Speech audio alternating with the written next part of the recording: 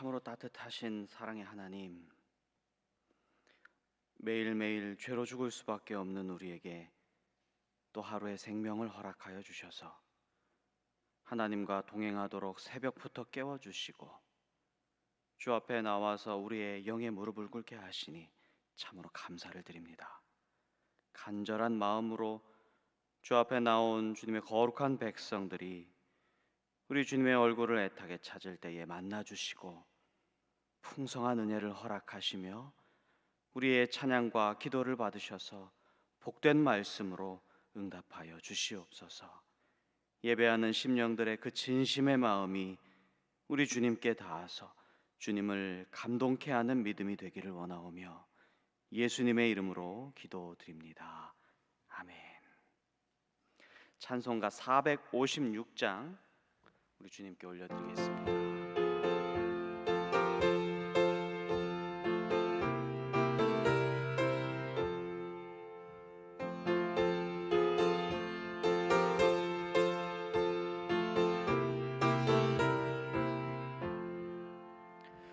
거친 세상에서 실패하거든 그 손 못자국 만져라. 고된 일 하다가 힘을 얻으리 그 손 못자국 만져라. 그 손 못자국 만져라. 그 손 못자국 만져라. 주가 널 지키며 인도하시리 그 손 못자국 만져라. 내가 어둠 속을 걸어갈 때에 그 손 못자국 만져라. 주가 참 평안을 내게 주시리 그 손 못자국 만져라. 그 손 못자국 만져라. 그 손 못자국 만져라. 주가 널 지키며 인도하시리 그 손 못자국 만져라. 내가 부활의 주 따라가려면 그 손 못자국 만져라. 내가 주 안에서 길이 살리라 그 손 못자국 만져라. 그 손 못자국 만져라. 그 손 못자국 만져라. 주가 널 지키며 인도하시리 그 손 못자국 만져라. 너의 죄악의 짐 무거울 때에 그 손 못자국 만져라. 마음 문 열고서 주를 모셔라 그 손 못자국 만져라. 그 손 못자국 만져라. 그 손 못자국 만져라. 주가 널 지키며 인도하시리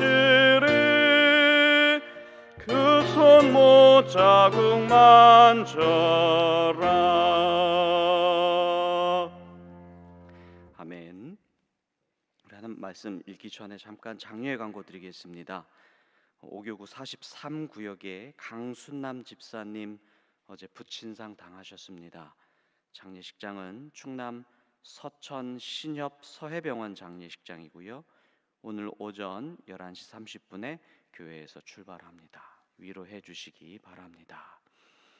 오늘 이 새벽에 우리에게 주신 하나님의 말씀은 구약성경 신명기 24장 1절에서 13절까지의 말씀입니다. 신명기 24장 1절에서 13절 14절에서 22절까지의 말씀입니다. 14절 1절에서 13절까지입니다. 1절에서 13절까지의 말씀입니다. 생명의 삶은 144페이지 신명기 24장 1절에서 13절까지를 함께 교독하겠습니다. 사람이 아내를 맞이하여 데려온 후에 그에게 수치되는 일이 있음을 발견하고 그를 기뻐하지 아니하면 이혼 증서를 써서 그의 손에 주고 그를 자기 집에서 내보낼 것이요,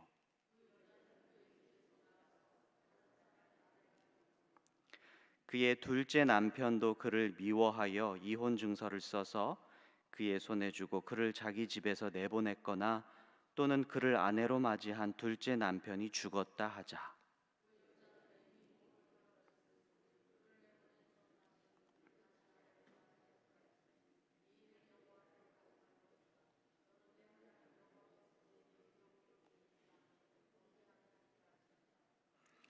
사람이 새로이 아내를 맞이하였으면 그를 군대로 내보내지 말 것이요, 아무 직무도 그에게 맡기지 말 것이며 그는 1년 동안 한가하게 집에 있으면서 그가 맞이한 아내를 즐겁게 할지니라.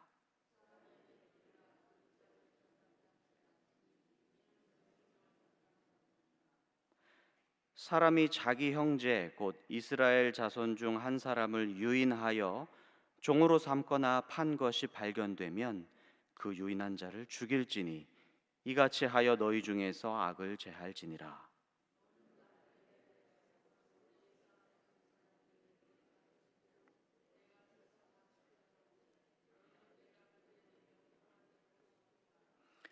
너희는 애굽에서 나오는 길에서 내 하나님 여호와께서 미리암에게 행하신 일을 기억할지니라.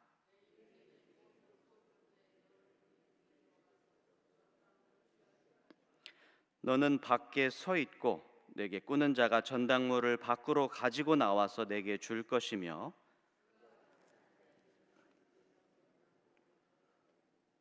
같이 읽겠습니다. 해 질 때에 그 전당물을 반드시 그에게 돌려줄 것이라. 그리하면 그가 그 옷을 입고 자며 너를 위하여 축복하리니 그 일이 내 하나님 여호와 앞에서 내 공의로움이 되리라. 이것은 하나님의 말씀입니다. 아멘. 오늘도 우리 주님 말씀에 귀 기울이고자 주 앞에 나오신 여러분들을 사랑하고 축복합니다. 말씀이신 하나님께서 말씀을 통해서 여러분들을 위로하고 여러분들을 만나주시고 힘주실 줄 믿습니다. 이 새벽에 우리가 주님 말씀을 경청할 때에 우리가 또 이 말씀을 통해서 하나님의 마음을 이해할 수 있게 됩니다. 계속해서 신명기 안에 있는 여러 세부 규정을 알아보고 있는데, 이를 통해서 오늘도 주님의 마음을 이해해보고 우리에게 주시는 생명의 말씀에 귀를 기울여 보기를 바랍니다.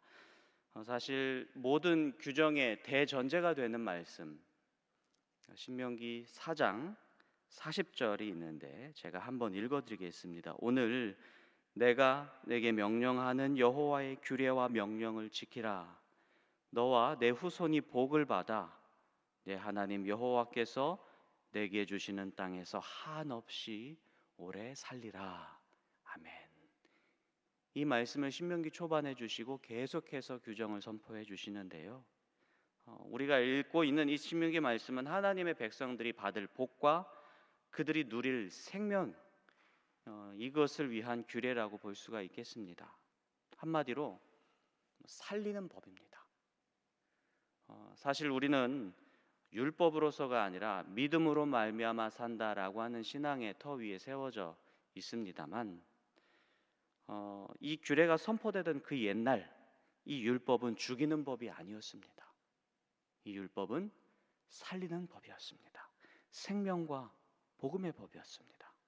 따라서 오늘 이 말씀 속에서 이 백성들이 받아 누릴 이 생명과 정말 복의 법, 어떠한 하나님의 뜻이 풍겨 나오는지를 오늘도 이 말씀을 통해서 발견할 수 있어야 하겠습니다.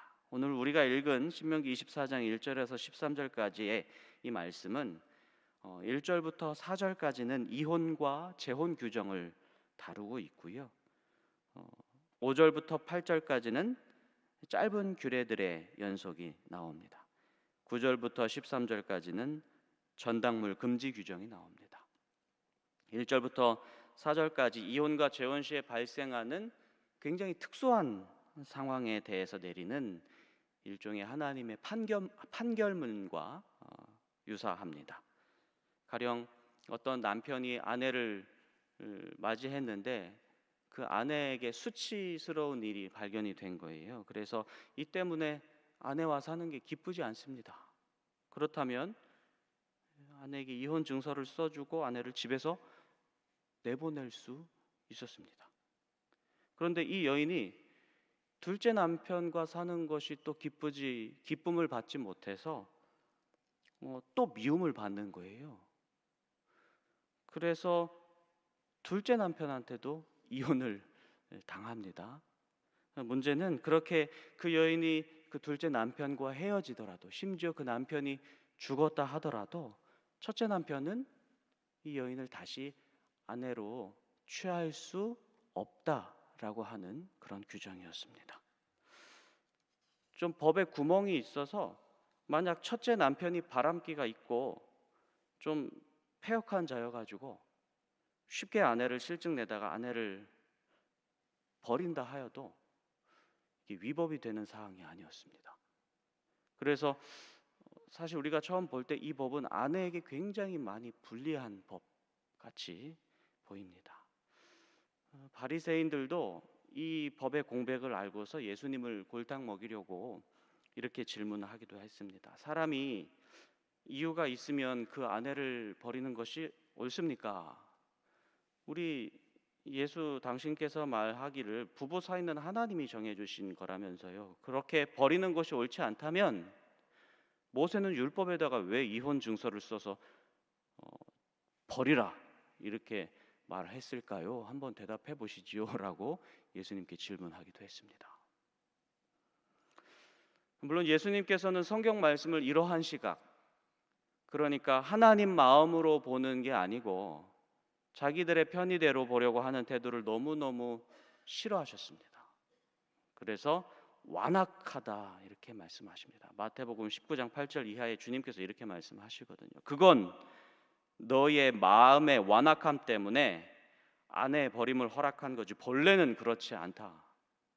누구든지 음행한 이유 외에 아내를 버리고 장가드는 자는 간음한 것이다 라고 율법의 정신에 대해서, 율법의 핵심에 대해서 율법을 수정해서 해석할 것을 요구하셨습니다.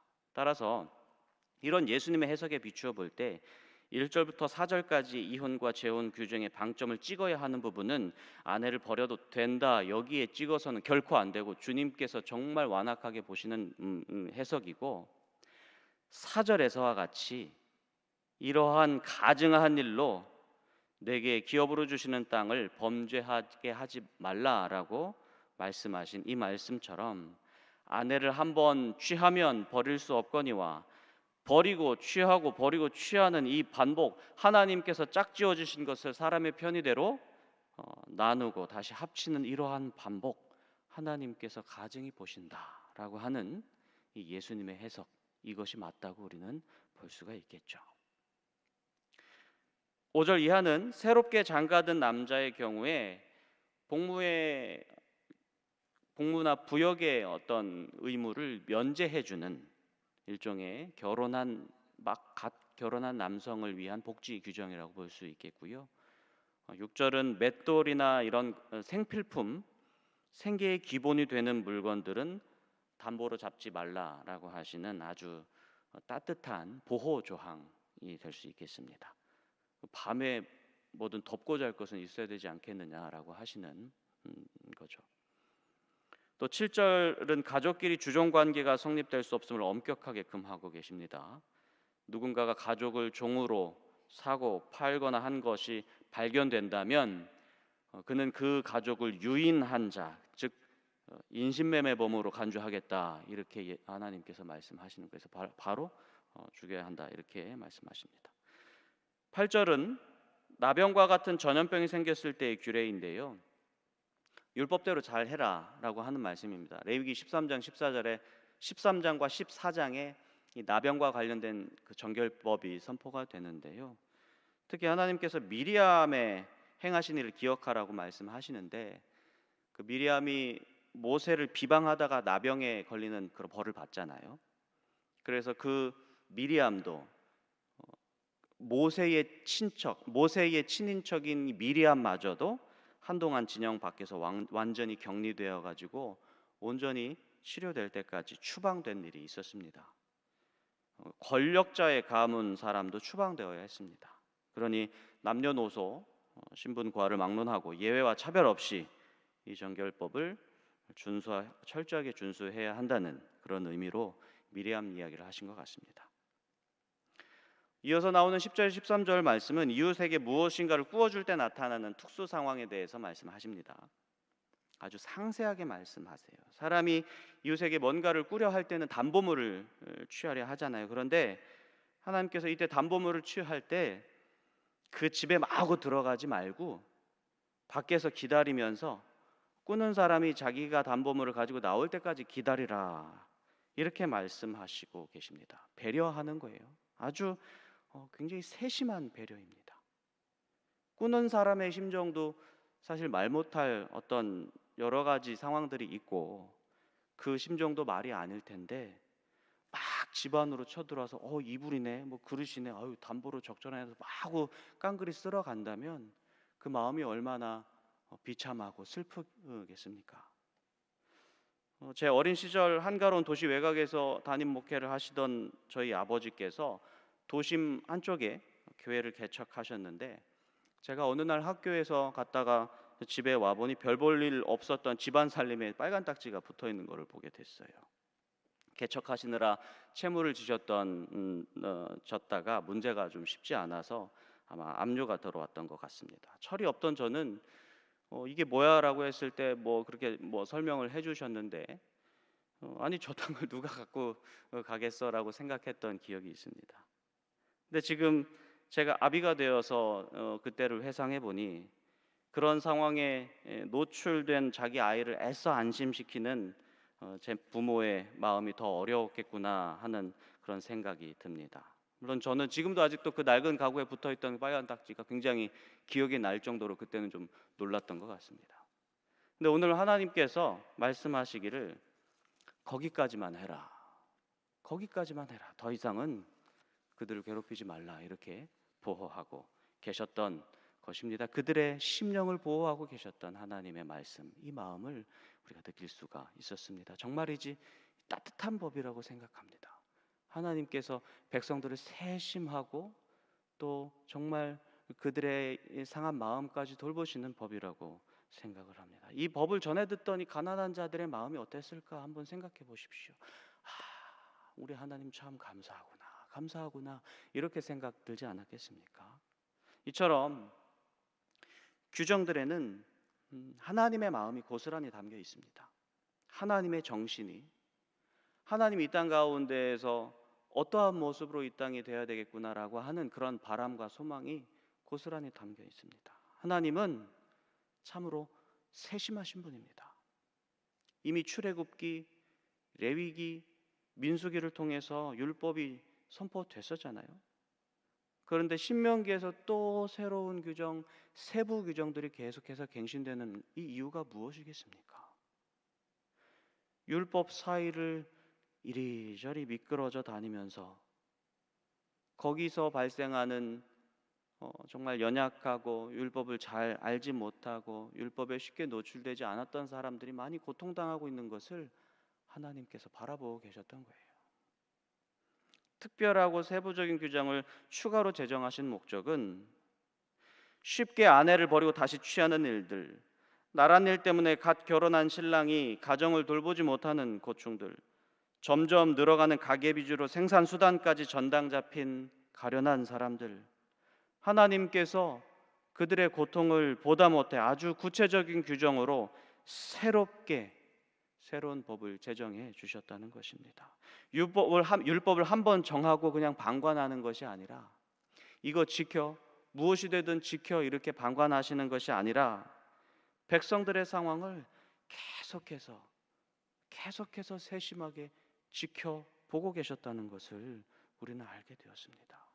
이로 볼 때 하나님께서는 우리의 아주 작은 감정 변화에까지 신경을 쓰십니다. 때때로 무심한 사람들 같은 경우에는 사람들의 감정 변화에 크게 신경을 쓰지 않습니다. 그 정도는 당신이 알아서 하세요. 제가 그것까지 신경 써야 되겠습니까? 라고 이야기하는 사람들도 많이 있습니다. 저도 무심한 사람 중에 하나입니다. 근데 하나님께서는 정말로 우리의 작은 변화, 우리의 작은 신음, 우리의 아주 작은 우울감에도 반응하십니다. 그래서 우리의 작은 변화에 당신께서 정말 마음이 요동치셔서 다급하게 모세를 불러 규정을 말씀해 주십니다. 저들을 보호해라. 이들을 보호해야 되지 않겠느냐. 이렇게 말씀을 전해주고 계신 우리 하나님이셨습니다. 이러한 세부적인 규정은 세심한 하나님의 마음, 또 하나님의 정의의 마음에 터를 두고 있습니다.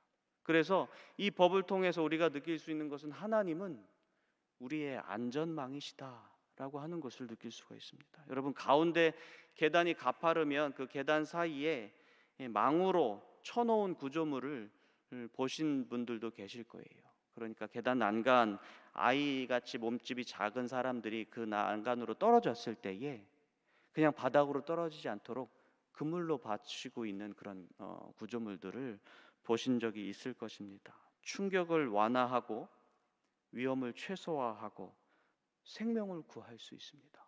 안전망이죠. 97년 외환 위기에 이후로 실직과 노숙과 자살률이 급증하면서 사회적으로 추락하는 자들, 또 이미 사회적으로 사형 선고를 받은, 사망 선고를 받은 인생이 곤두박질 치는 그런 일들이 많이 생겨났습니다. 그래서 국가가 제도적으로 이들을 보호해야 할 필요성이 제기됐고, 그때 나온 개념이 사회적 안전망이라고 하는 개념입니다. 떨어지는 자들을 그물로 바치겠다는 거예요. 하나님께서는 이처럼 추락하는 자들의 안전망이 되십니다. 하나님께서는 정말 환난당한 자들의 구원의 반석이 되십니다. 여호와께서 환난 날에 나를 그의 초막 속에 비밀히 지키시고 그의 장막 은밀한 곳에 나를 숨기시며 높은 바위 위에 두시리로다. 여호와는 나의 반석이요 나의 요새시요 나를 건지시는 이시요 나의 피할 바위 나의 방패 나의 구원의 뿌리시요 나의 산성이시로다. 아멘. 하나님께서는 오늘 우리의 추락, 죄와 죽음의 나락으로 떨어지는 당신의 백성을 십자가로 바치십니다. 구원이라는 게 무엇입니까? 거기서 이렇게 건져내시는 거잖아요. 예수님께서는 십자가로 던지신 망으로 죽을 수밖에 없었던 우리의 생명을 건지십니다. 그것처럼 하나님께서는 우리의 구원이시요 산성이시요 피할 바위시며 무엇보다도 추락하는 자들의 안전망이십니다. 하나님께서는 당신의 이 세심한 성품과 이 정의로운 마음을 법에 담으셨습니다. 그래서 백성들이 이것을 지키게 하심으로써 백성들도 이 하나님의 세심하고 따뜻한 성품을 이어받게 하셨습니다. 그래서 여러분, 오늘 하루도 우리 하나님께서 우리의 산성이요 우리의 안전망이심을 굳게 믿으시고 너무 좌절하지 마시고 힘내시는 여러분들 되시기를 주님의 이름으로 축복합니다. 아울러 하나님께서 우리를 저들의 안전망이 되도록 불러주시고 세심하게 살피시도록 부르시는 그 부르심에 조금이나마 응답할 수 있는 저와 여러분들이 되기를 소망합니다. 하나님께서는 반드시 누군가를 통해서 저들을 구원하셔야 하지 않겠습니까? 하나님께서는 누군가를 통해 당신의 그물을 펼치셔야 하지 않겠습니까? 부족하나마 바로 우리를 통해 그러한 하나님의 세심함을 전하고 하나님께서 펼치시는 그물을 함께 펴드리는 저와 여러분이 되기를 결단하는 그러한 시간이 되기를 축복합니다. 기도하겠습니다.